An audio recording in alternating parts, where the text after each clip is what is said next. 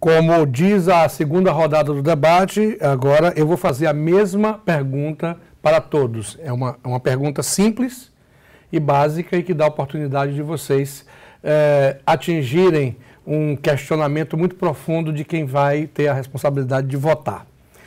Se vocês tivessem que selecionar uma única prioridade, se só fosse possível selecionar uma única prioridade em defesa dos interesses do brasileiro que vive no exterior, qual seria essa prioridade e por quê?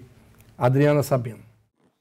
Bom, eu acredito que uma comunidade forte tem que acreditar na sua identidade, tem que gostar de si mesma. Então, a minha primeira prioridade seria manter as raízes brasileiras através de programas de manutenção de língua, manutenção de cultura, porque eu aprendi, nesses 13 anos como presidente voluntária do Centro Cultural, que a cultura é um instrumento poderosíssimo para abrir oportunidades em outras áreas, não em cultura. Oportunidades de prestígio e oportunidade de participação da comunidade brasileira. E eu elegeria esta a primeira prioridade, sem descuidar dos cuidados do dia a dia das comunidades. Esther Sanches. Eu acho fundamental a parte psicológica, a parte emocional. Primeiro, o brasileiro chega aqui, ou em qualquer lugar que ele vai, ele tem... O primeiro choque é o choque cultural.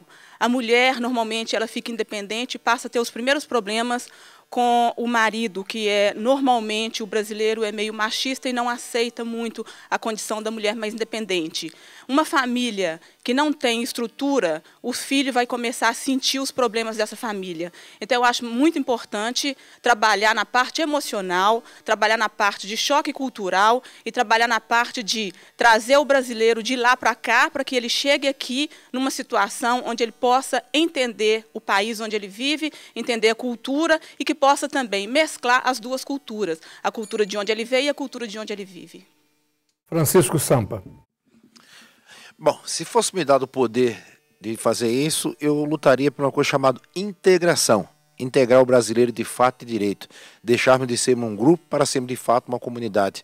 Não uma mistura heterogênea como nós vivemos, mas uma mistura totalmente homogênea. Porque eu acredito que os brasileiros unidos homogeneamente, poderíamos lutar por muitas coisas, por legalização, por cultura, por uma série de coisas. Se fosse me dado esse poder, acho que é uma coisa que vai além da vida material, além do poder do homem, era integrar a comunidade de fato e direito, para que juntos, irmanados, de mãos dadas, pudéssemos construir uma grande nação brasileira formada por imigrantes aqui nos Estados Unidos. Josivaldo Rodrigues.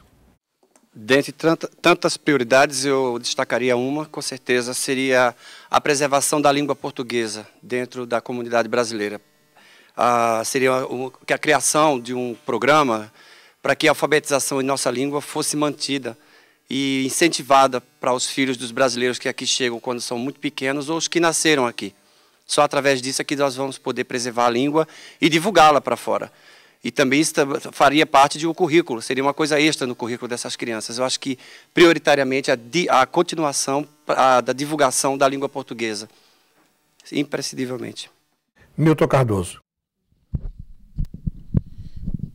Como prioridade, como foi pedido, eu vou dizer que é a legalização do brasileiro, a documentação do brasileiro aqui na América. Porque resolvendo isso, já resolveu 90% dos problemas. Eu fui um que fiquei 7 anos ilegal.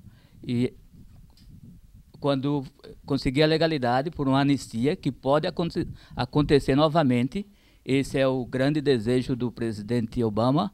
Okay. Então, no Conselho, todos dizem que não é essa a meta, ok? E eu digo ao contrário, eu digo que é essa aí. E minha função, se for eleito, é junto ao Itamaraty e junto ao governo do Brasil, pedir uma intervenção, uma negociação, porque agora o Brasil tem condições de negociar. Eu sou funcionário de empresas que compram do Brasil empresas que possuem terras no Brasil, como 13% do estado de São Paulo pertence ao estrangeiro, 19% do estado do Mato Grosso pertence ao estrangeiro. Agora é a vez do Sérgio Mello. Eu acredito realmente que a educação é a coisa mais importante que deveremos focar, porque a educação ela resolve muitos dos problemas que foram citados aqui anteriormente, como a própria identidade que a Adriana citou, muito importante.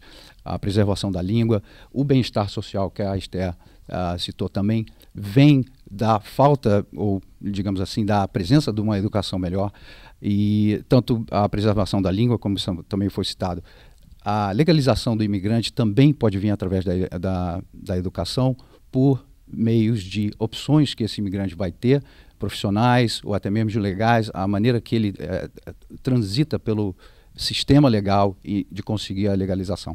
Então, acredito realmente que a educação é muito importante, principalmente tendo visto exemplos na nossa região de programas educacionais que têm preservado a nossa língua, inclusive na segunda geração da nossa população imigrante. Silair Almeida.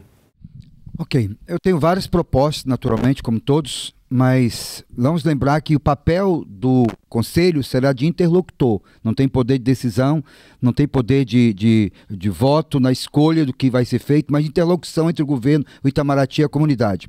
Como são 2 anos de eleição, nesses 2 anos eu trabalharia para aproximar ainda mais o Itamaraty, o governo das comunidades. Como? Fazendo encontros regionais em todas as áreas do país, juntamente com os outros 3 que forem eleitos, fazendo encontros regionais para ouvir a comunidade. Dentro de ouvir a comunidade, eu creio que vamos cair na necessidade da Esther. A comunidade brasileira hoje nos Estados Unidos está na UTI, emocionalmente falando. Só nos últimos 3 semanas eu lidei com um caso de suicídio de 2 ou 3 pessoas da nossa comunidade. Uma quase conseguiu se matar e o povo está desesperado por causa de legalização, por causa da necessidade de carteira de motorista. Enfim, eu aproximaria o Itamaraty das comunidades em todos os estados.